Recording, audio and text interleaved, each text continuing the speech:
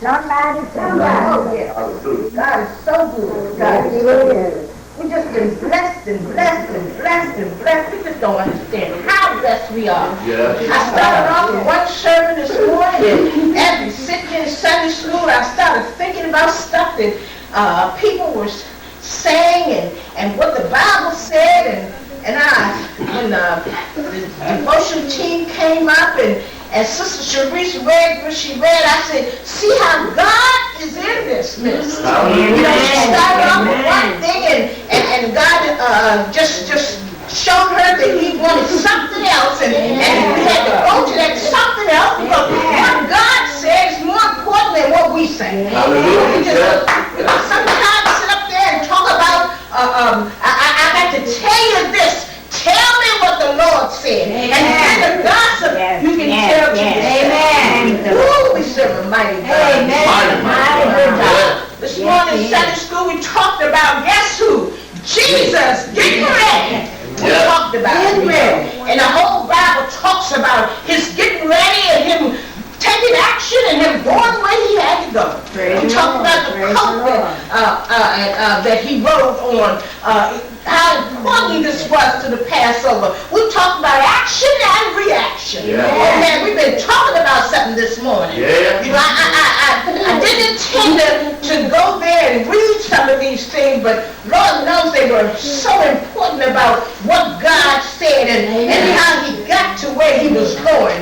And I turned to Matthew's, which believe me, my sermon is the title of my sermon is Accountable for Our Actions. I had to get into the Sunday school because we are accountable for our actions. And you'll see why I thought that this was important that we learn something about this because we got this petition about what's going on in the Bible. And I just want to straighten you out if I can. Jesus comes to Jerusalem as a king. You know, we talked about how the king come in there and he's riding on his white horse and he's got his gown on and he's all fashionable and he's all this. Not my Jesus. He came in there as a humble man. He came in there humble. And it says here, Jesus comes to Jerusalem as a king. As they approached Jerusalem, on the Mount of Olives, Jesus sent two disciples, saying to them, go to the village, ahead of you, and at once you will find a donkey tied there with their coat by her. Untie them and bring them to me. If anyone says anything to you, say the Lord needs them and he will send them right back. Amen. This took place to fulfill what? To fulfill the prophet. Yes. Yes. Says to Jonathan, see your king come to you, gentle and riding on a donkey. Amen. On a coat. Can you imagine Jesus, Almighty Jesus, coming in there riding on a coat? Amen. We talked about this morning how he came in there riding and how the people took their cloaks and coats off and put it on a donkey back so that it would be comfortable to him. But Jesus wasn't looking for that comfort. He came in there to save our souls.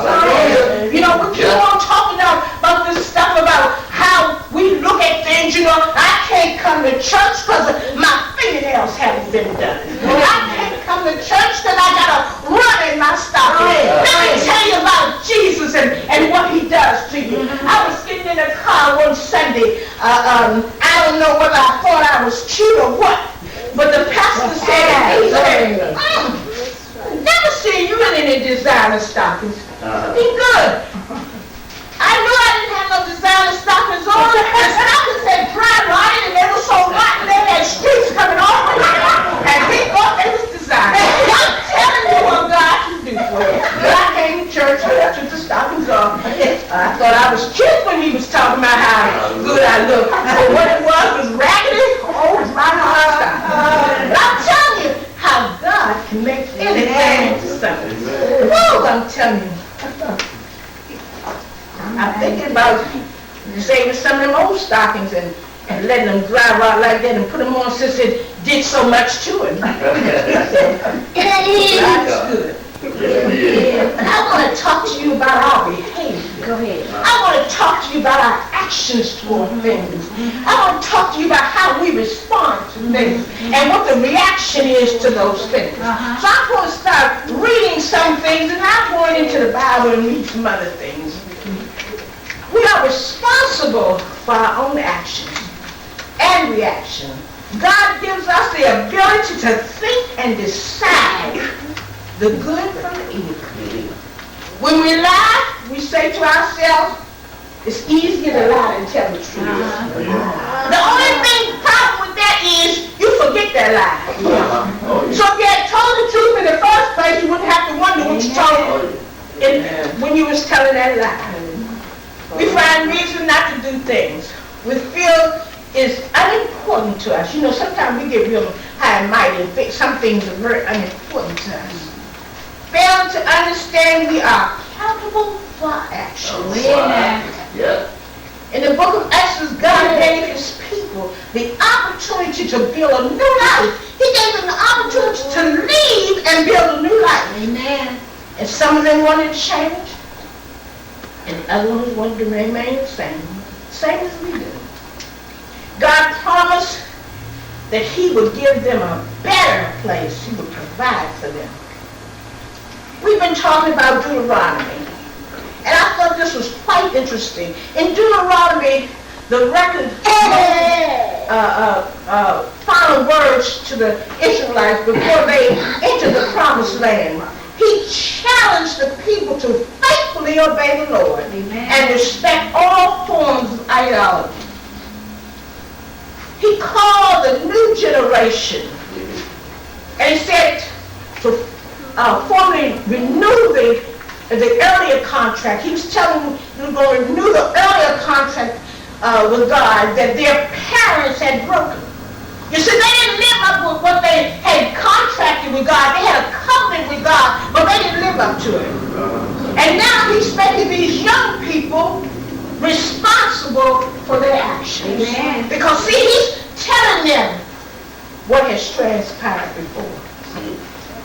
Because of Moses' actions, he was not allowed to go into the promised land. But God gave him the opportunity to see it. You see, God isn't he's going to knock me down to my knees and leave me there. You knock down to your knees for a reason, and he will bring you up. Amen. I'm going to use this person because he and I have a good relationship, and I think that he won't mind if I do that. Some time ago, a few years ago, I saw Terry walking, and he could hardly walk. And he gave me the opportunity to see something that he had not given many people the opportunity to see, was his leg. And I could not believe what I was looking at. I could not believe that he was still walking around on that leg. It was open. But God was still taking care of him. But God. So like many of us, his head was as hard as a brick. So one day God said, I'm going to snatch you up and take my child to see about that leg. See, God could came in and put his hands on him and healed him. But God wanted him to see the powers. Yeah. See, he walked through others sometimes to heal us. Yeah. So he took him in there so he could hear the words about how bad his leg was. To let him see, you're doing this, but I'm going to bring you out of this. Amen. Now what you do after that is on you. Amen. Your actions, you will have to pay for. Amen. So God did that for him. God brought him out of the hospital. You see him here today. Walked in this door, so God is still with him.